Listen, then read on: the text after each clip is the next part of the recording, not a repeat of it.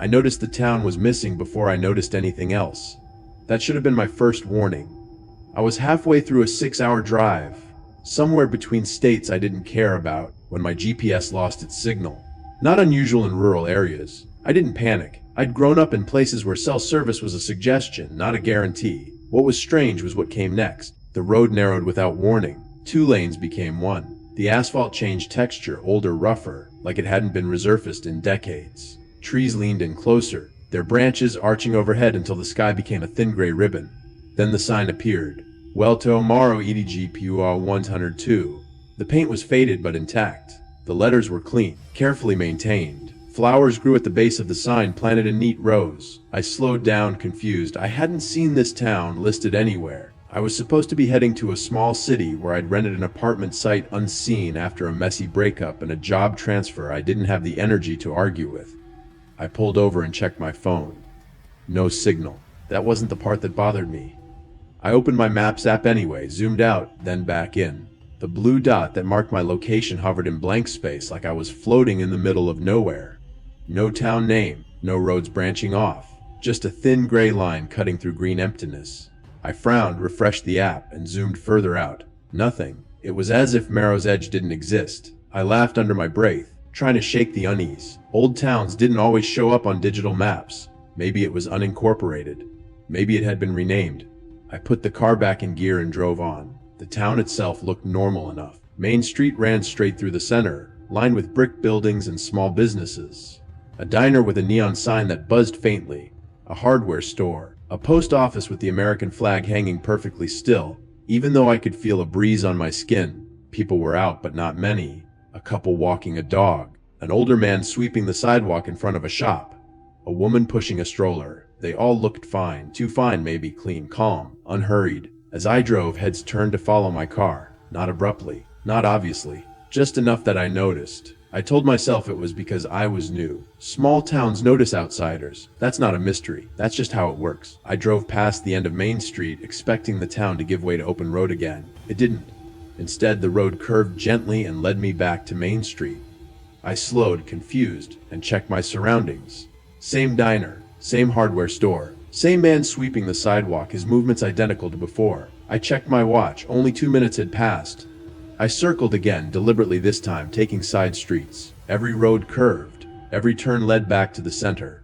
After the 4th loop, I pulled into a parking space and shut off the engine. The silence settled immediately. It wasn't the absence of sound. It was the wrongness of it. No distant highway noise. No wind in the trees. Even the buzzing diner sign had stopped. I stepped out of the car. The air felt heavy, like humidity before a storm, but the sky was clear. The man with the broom looked up at me and smiled. "Passing through?" he asked. His voice was friendly, normal. American, Midwestern maybe. "Yeah," I said. "I think my GPS is acting up. Is there another way out of town?" His smile didn't falter. "This is the way through." "That's not what I meant," I said. "I've been driving in circles." The man nodded slowly, as if that made perfect sense. A chill crept up my spine. At first.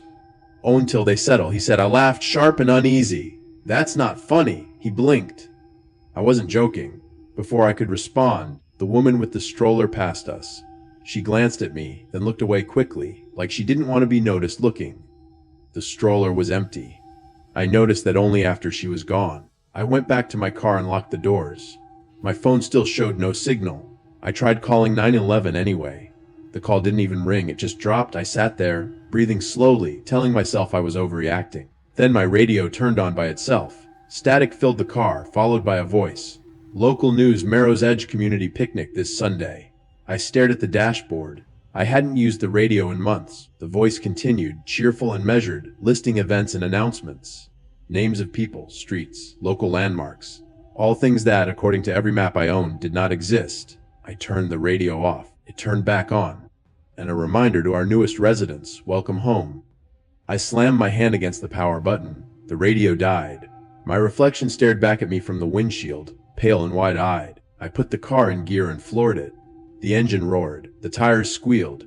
I took the first turn hard, then the next, then another, ignoring stop signs, ignoring the way the streets bent unnaturally, ignoring the way the buildings never quite changed. No matter what I did, I ended up back on Main Street, always in front of the diner. This time, more people were outside. They stood in small groups, talking quietly, watching. No phones, no visible keys or wallets. All of them smiling. I slammed on the brakes and got out of the car, my hands shaking. Okay, I said loudly. Okay, this isn't funny. I don't know what kind of joke this is, but I want to leave. No one responded. They just watched. A man stepped forward, younger than the sweeper cut. Polite smile. He wore a name tag, Mar Hal Muai. Welcome to Marrow's Edge, he said. You must be exhausted. I want directions, I said. Real ones. He nodded sympathetically. Of course you do. Everyone does. Then give them to me. He gestured down the street. You came in the same way everyone does. I didn't, I snapped. There was no town on the map, no sign, nothing. His smile tightened just a fraction. Maps change. No, I said. Places don't just disappear. Some places, he said gently, were never meant to be found easily. A low murmur rippled through the crowd. I backed away, heart pounding. I don't belong here. Mayor Holloway tilted his head. No one ever thinks they do. That night they gave me a room. I didn't ask for it. They simply opened the door of a small motel at the edge of town, if it had an edge, and told me I could stay until things felt clearer. The room was spotless, too spotless. The bed looked unused. The bathroom smelled faintly of bleach. There was no television, no phone. The windows didn't open. I locked the door anyway. At 20:14 a.m., I woke up to footsteps outside. Not hurried, not sneaking, measured, familiar. I sat up, listening. The footsteps stopped outside my door. A knock followed. 3 soft taps. Hello, a voice said. Just checking in. It was the mayor. I'm asleep, I lied. I know, he replied. Would all do eventually? I didn't respond. After a moment, the footsteps retreated. I didn't sleep again. The next day, the town carried on as if nothing was wrong. Shops opened. People chatted. The diner served breakfast. I tried talking to people individually, asking where they were from, how long they'd lived there. The answers were always vague. A while. Long enough. Since before. Before what they never said. I found the post office and asked to send a letter. The clerk smiled sadly. There's nowhere to send it. What about incoming mail? She shook her head. Nothing comes in. I asked about the internet. She laughed. Oh, honey. No. I asked about leaving again. Her smile faded. Why would you want to? That afternoon, I found the cemetery. It was small, neat, rows of identical headstones, no dates of death, only names. I walked slowly, reading them. Some were old-fashioned, some modern. One near the back made my knees buckle. My name, correct spelling, no date. Just my name carved deep into stone that looked like it had been there a long time. I stumbled back, heart racing. Behind me, someone cleared their throat. Mayor Holloway stood at the edge of the path. You're not supposed to see that yet, he said. Yet, I whispered. He sighed. You're struggling. That happens. Why is my name there? He looked genuinely sad now. Because you found us. I didn't choose this. No, he agreed. But neither did we. I ran. I don't remember deciding to. I just moved, feet pounding, lungs burning, sprinting down streets that twisted and folded like paper. People watched me pass, their expressions calm, understanding. I reached the town sign again, the one that had welcomed me. Beyond it, the road stretched out, straight and inviting. Hope surged. I crossed the line. The world shifted. The road vanished beneath my feet, replaced by the center of Main Street. The diner, the hardware store, the same man sweeping the sidewalk. Only this time he didn't look up. He just kept sweeping over and over, as if trying to erase something that wouldn't come off the ground.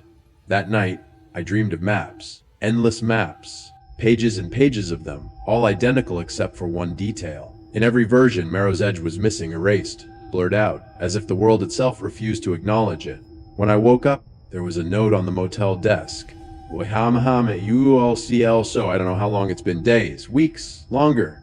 Time feels soft here. I stopped trying to leave. The town doesn't like it when you fight. Sometimes, at night, I hear new cars arrive. I hear confusion, fear, anger. I don't go outside anymore. But sometimes, when the wind is right, I hear the mayor's voice drifting through the streets. Another one found us. And sometimes, when I look at the cemetery from my window, I swear I see fresh stone being set.